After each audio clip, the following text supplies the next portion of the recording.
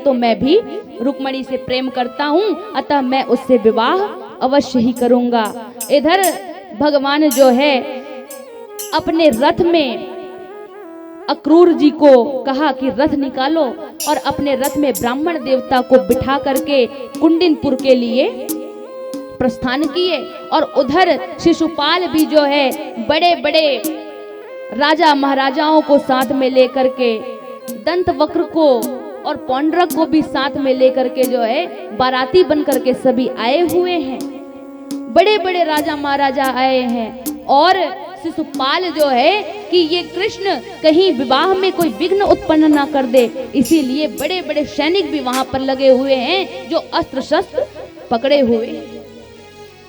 और अब तो विवाह का समय आ रहा है, लेकिन ब्राह्मण का भी पता नहीं है और भगवान कृष्ण का भी पता नहीं है। रुक्मणी जी बड़ी चिंतित हो गई और उसी समय जो है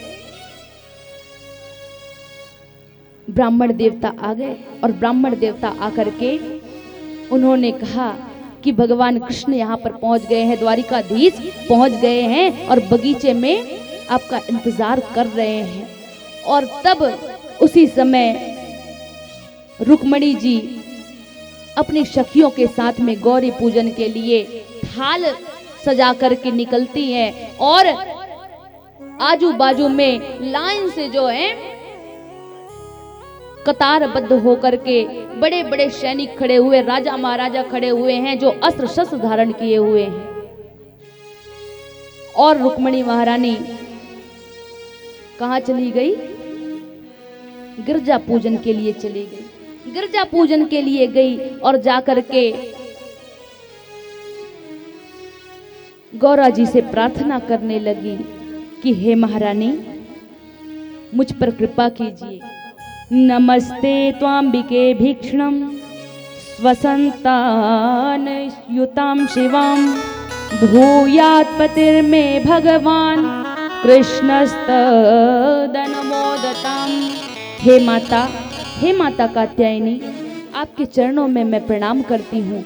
मैं तो अपने मन से केवल और केवल कृष्ण को ही पति मान चुकी हूँ, द्वारिकाधीश को पति मान चुकी हूँ, इसीलिए मुझ पर कृपा कीजिए और मुझे पति के रूप में द्वारिकाधीश ही मिले।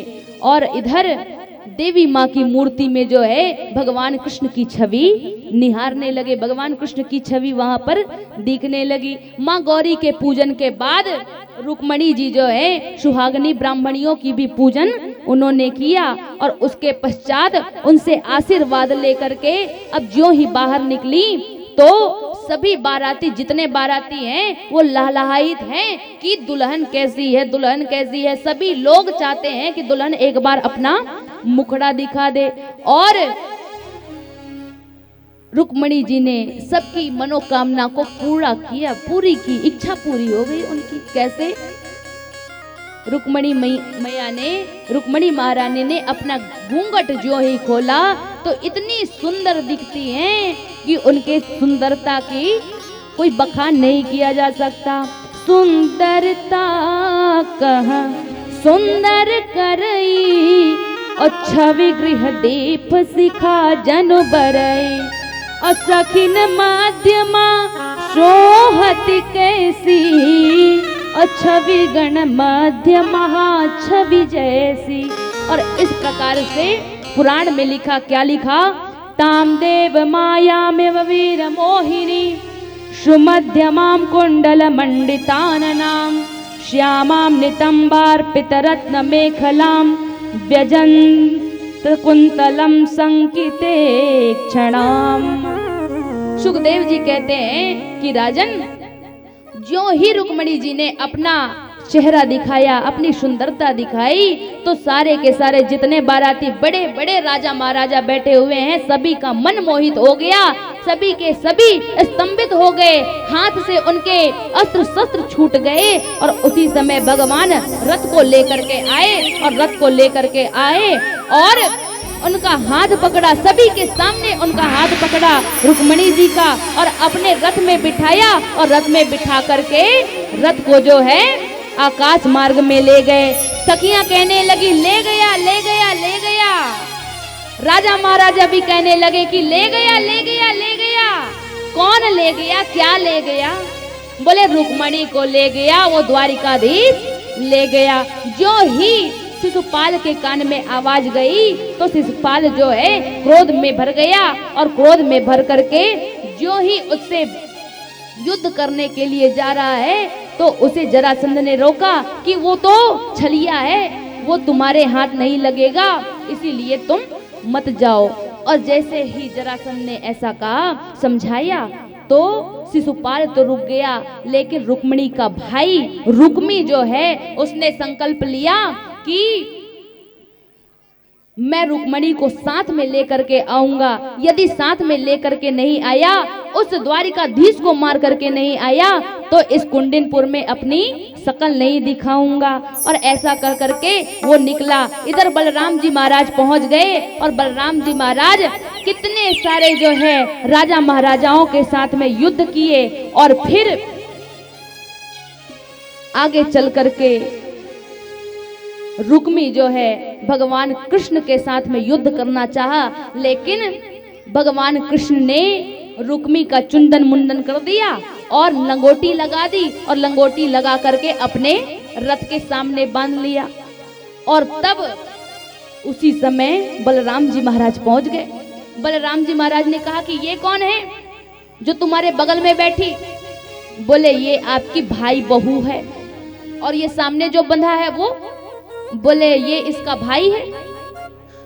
और तब बलराम जी ने कहा कि कान्हा, अपनों से ऐसा नहीं किया जाता, ऐसा बुरा व्यवहार दुर्व्यवहार नहीं किया जाता, चलो चलो खोलो इसे। और तब भगवान ने रस्सी खोली और उनको मुक्त किया। और फिर रुक्मी जो है शकल दिखाने के काबिल अपने आप को नहीं समझा, और इसीलिए वो कुंडिनपुर वापस नहीं गया और भोजकट नाम का गांव बसा करके वहीं पर रहने लगा। और आज जो है रुक्मिणी जी को साथ में लेकर के कहाँ पहुंचे भगवान? द्वारिका नगरी में पहुंचे। और द्वारिका नगरी में सभी लोग जय जयकार कर रहे हैं, खुशियां मना रहे हैं। और फिर जैसे ही द्वारिका में पहुंचे तो सभी लोग और सभी घर घर में बात फैल गई कि कान्हा ने एक रुक्मिणी नाम की कन्या का हरण करके लेके आया है, उनका हरण करके ले आया है। लेकिन वसुदेव और देवकी को ये बात अच्छी नहीं लगी, और इसीलिए देवकी ने कहा कि नहीं, हम इनका विवाह करेंगे, इसीलिए द्वारिका को खूब सजाओ और आज हम भगवान कृष्ण का, अपने लाला का, अपने द्वारिकाधीश का विवाह करेंगे। बढ़िया जो है मंडप सजाया गया और मंडप सजा करके विवाह प्रारंभ कराया गया। हरे पास मंडप छाए, रुक्मण जी को श्री कृष्णा ब्याहन आए। हरे पास मंडप छाए, रुक्मण हरे पास मंडप छाए, रुक्मण जी को श्री कृष्णा ब्याहन आए। हरे पास मंडप छाए, रुक्मण जी को कृष्णा जी ब्याहन आए। जब मेरी मैया जी की लगन धराई गई, जब मेरी मैया जी की लगन धराई गई, लगन धराई गई, लगन धराई गई, लगन धराई गई। सब सखियन मंगल गाई, रुक्मण जी को श्री कृष्णा ब्याहन आए। हरे पास मंडप छाए, रुक्मण जी को कृष्णा जी ब्याहन आए।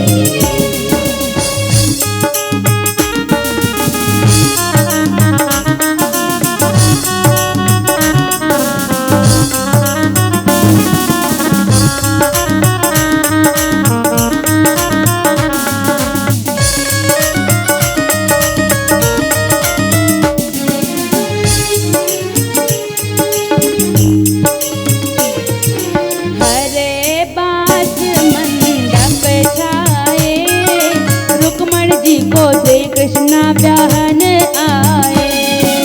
हरे बांसुरी